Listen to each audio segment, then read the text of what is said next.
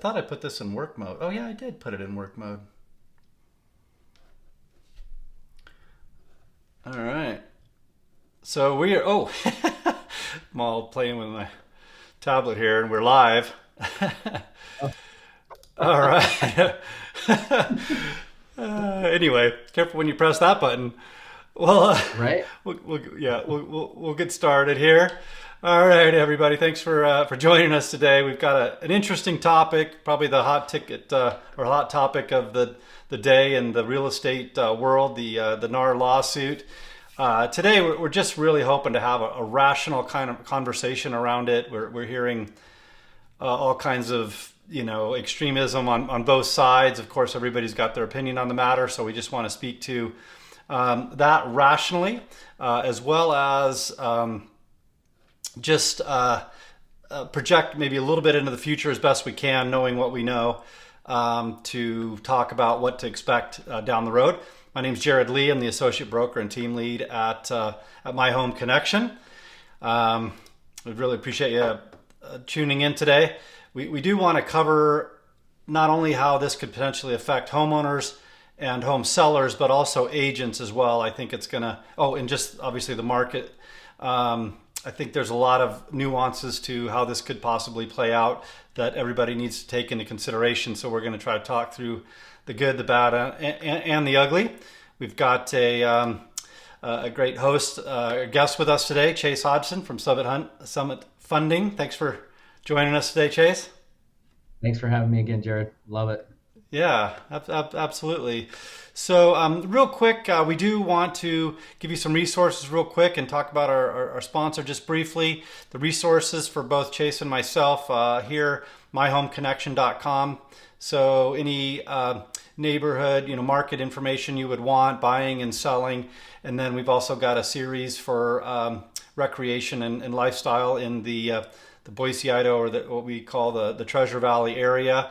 And then Chase his contact information can be found at summitfunding.net here below. Reach out to us in regards to our sponsor today. It's the perfect home buying process.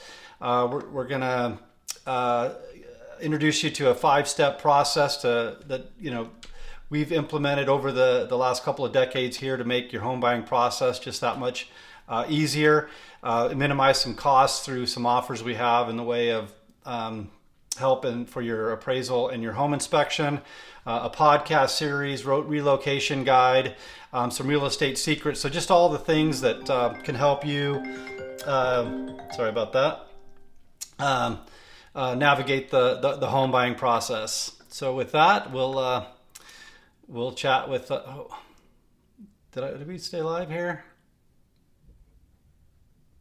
Bear with me here. I think we might. Oh no, we're still live. I guess I got to get better at putting my devices on focus mode. I'm just gonna turn it off Too many devices. That's yeah, the I story get of our life, right? Too many devices. gadgetitis. Here's what I found. Oh my goodness. We're gonna help you find some more too, apparently. Yeah, everybody's gonna be chuckling on this. Let's see. Oh, good times. All right, won't hear that thing anymore.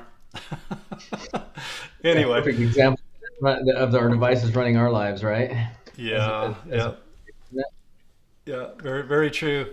So, Chase, I don't know too much about how this is going to affect your side of the industry. I know after, the 08, 09, I guess meltdown, there was a lot of changes within on your side of the aisle. Mm-hmm. Talk a little bit about, from the lending side, what you foresee this translating to. Man, I think it's super, super early, right? That we still have to go through an appeal process. And so for those, you touched on it a little bit, but basically what Jerod's talking about is NAR's National Association of Realtors has been fighting a lawsuit in behalf of a couple of major brokers that most people know about. And the lawsuit that was brought against them had to do with price fixing and basically, having having a realtor's commissions come under fire, and so that they lost that suit last week, and now we start the appeals process. The questions around, I mean, and there's a ton of questions around it, right? It's a $1.78 billion suit, and there are, because of the type of suit it is, and I'm not super educated on that as far as the law goes, but because of the type of suit it is, the monies could triple into a $5+ billion suit. What we do know, because they lost that, there's a number of suits waiting in the wings to come to follow that up, right? So as far as where it's going to go, I think it's super early. I think there, Jerod, you spoke to, a lot of fear mongering, and I can tell you from my experience during the '08 crash and the changes that went there. So I was actually a real estate appraiser at that time, and real estate appraisers and lenders both came under fire during '08, which there was the inappropriate things that were going on for sure between some loan officers and some appraisers. But what our governing bodies tend to do is go way too far the other direction. Mm-hmm. In trying to correct it, and that's exactly what they did, right? Like they changed the way that the loan officer comp was paid out. There was a lot of back end stuff going on in the mortgage industry back then. Loan officers are W-2'd now. The commission is much more watched over and restricted.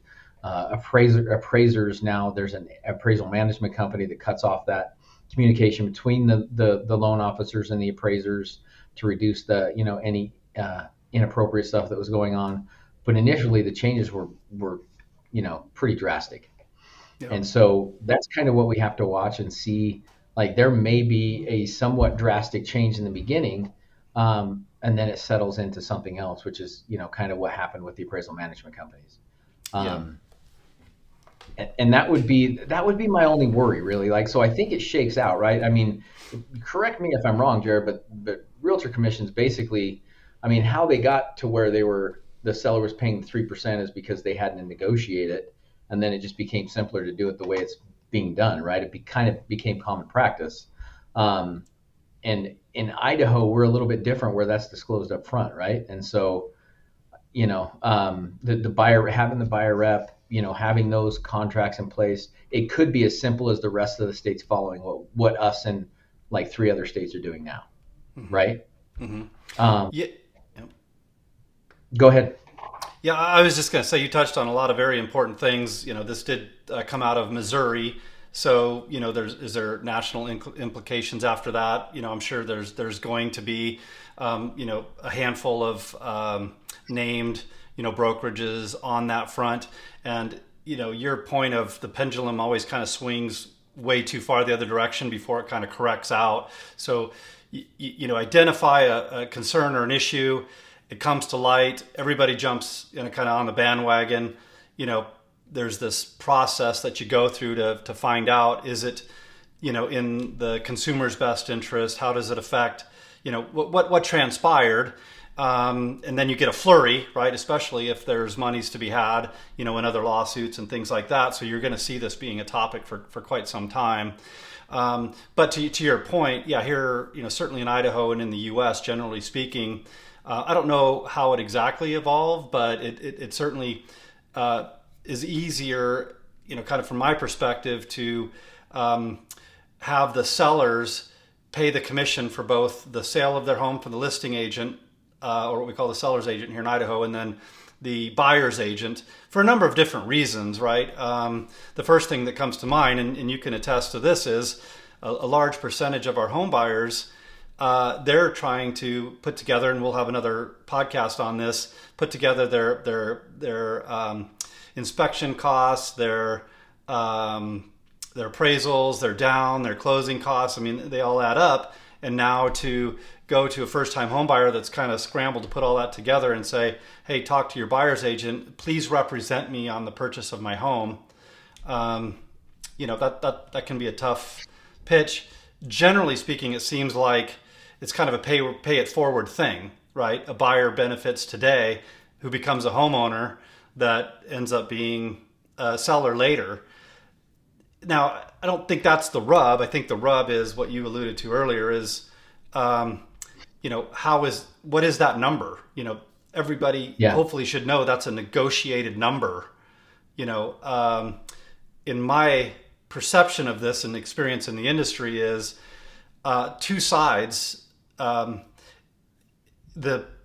the consumer is always presented everything contractually in the sale of their home, of which they should Hmm. thoroughly understand and read, and Right. a agent should always help them read and thoroughly understand. I think there's been a miss on both ends of that, in my experience, that's creating the situation. Yeah. And it's interesting. As buyers and sellers in the market, in our nation, you can have any number of opinions on what realtors are, what they do, and their benefit, right? But if you simplify that job down to what you just touched on, which is our first time home buyers, I can promise you, by over restricting, compensation, so that I think that's my worst fear, right? Like the government swings, or the court swings so far one direction that now our first time home buyers don't have representation through a buyer's rep. Okay. Because you know as well as I do, like, I mean, people have done it a dozen times. They may be fine doing it on their own, right? Not needing an agent, understanding the process. But our first time home buyers, and the most public, right? Most of the public that only buys real estate every 10 to 15 years, right? The laws change. Um, all of that stuff is kind of a moving target. So if you don't have somebody that's up to date on the laws, up to date on the area and what you need to know for specific homes, for specific neighborhoods, for specific counties, and to handhold and walk them through the process and protect them in that transaction, that's my worst fear. Um, Yep. because we need that position is invaluable for those Yeah, folks. that's a critical point and a concern of mine as well. Is if you're a buyer and you say, "Hey, I'm going to incur costs to have a buyer's agent represent me in the purchase of my home, but I don't want to incur the cost, or I can't incur the cost," which my guess is it's often the latter. Um, you're going to go directly to the listing agent probably because the seller is going to tell you talk to my agent. In Yeah. Idaho and many other states, I think there's only 13 where you can't represent both the buyer and the seller. I'd like to think you've got a good agent that will help you understand what the dynamic is when a buyer works directly with the listing agent. There's no negotiating going on at that point. Right. You can't be beholden to the seller and then also help aggressively negotiate for the buyer. So it creates this dynamic where, and if that's not explained to you, that could be very frustrating because now you just did everything that the listing agent wanted to do to aggressively represent the seller, and Yeah. that's not in your best interest. So, and like you said, it'll probably swing back later.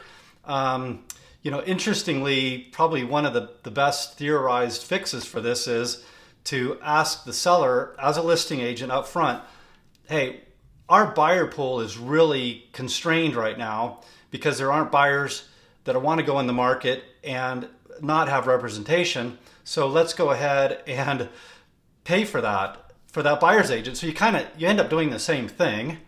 It Yeah. creates a situation whereby you are communicating exactly what those numbers are, which I think is good, which should have been done to preempt all this in the first place.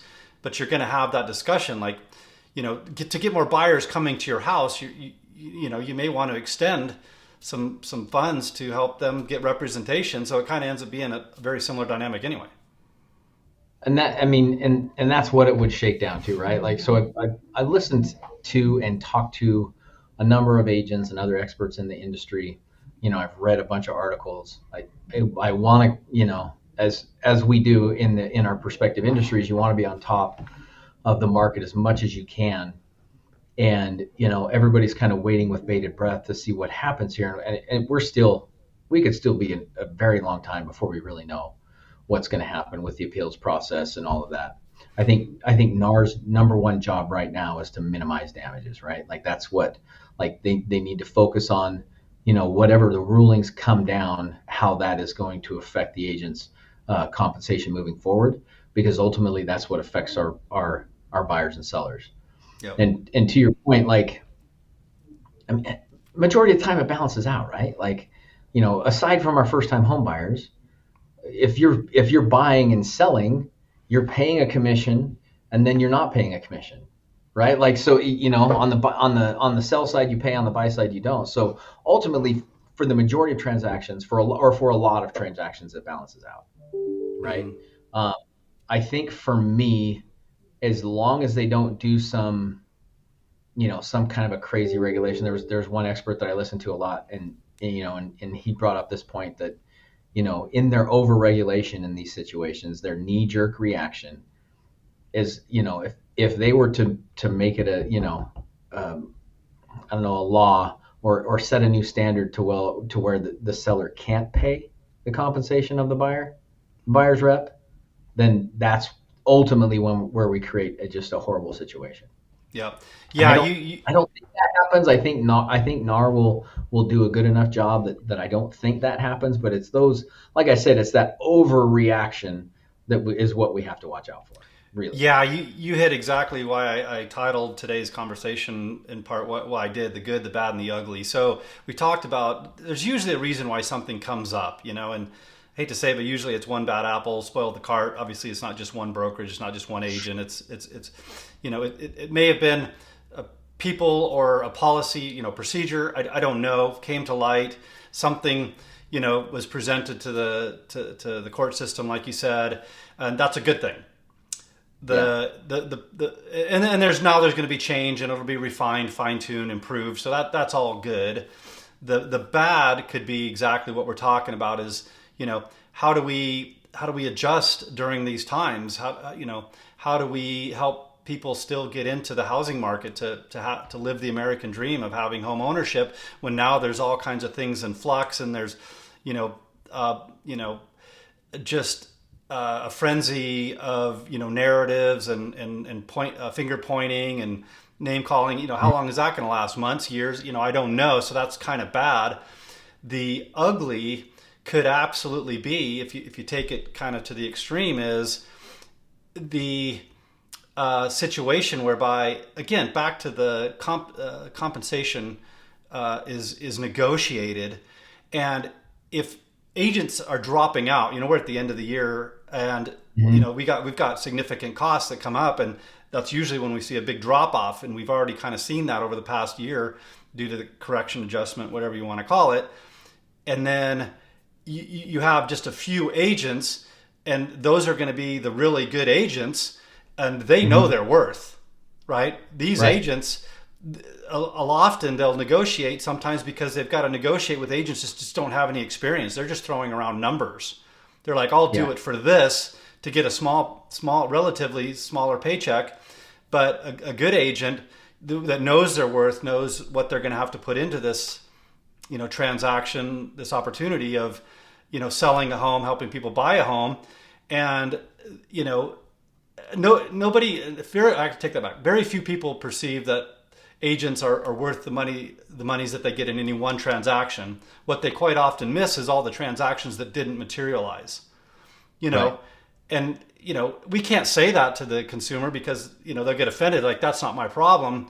But, when I've got a listing and a buyer that I've worked the better part of a year on and it falls apart, there's thousands of dollars, in money, and then a bunch of time put in. So my point is, we have to kind of spread that out. And anyway, that could be, again, I don't know about the ugly, but it could become the ugly. There's a few group of agents that really know their worth. They put every bit of value into helping their clients. And they're saying, I'm absolutely worth 3, maybe 4, maybe 5%. I don't know on one side of the transaction. So that could become a thing, as well as potentially having a reduced buyer. That buyer pool that I mentioned to you makes the home values go up, but then buyers can't buy. So now Yeah. you've only affected, buyers, which interestingly affects the people that can buy the home. Anyway, it's kind of this potential vicious cycle. So hopefully, my point is, hopefully we correct sooner than later. Sorry about Yeah, that. and I think the longer it hangs over, the more fear there's going to be in the market. So I don't.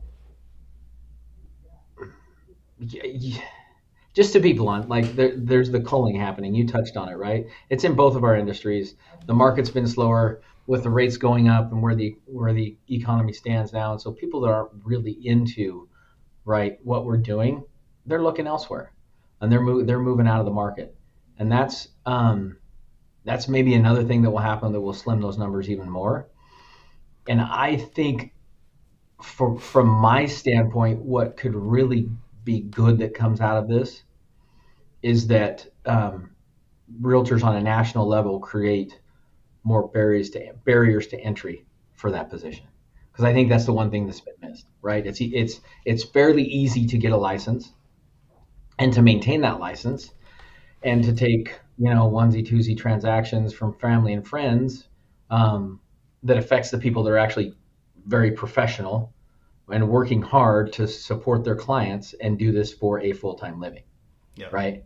Those are two different things, and I think that if anything good comes out of this, I would love to see that. I would love to see more barriers to entry for that industry because it's going to protect your commission and it's Yep. going to give more respect to that position. Yeah. Yeah. Amen to that. That is.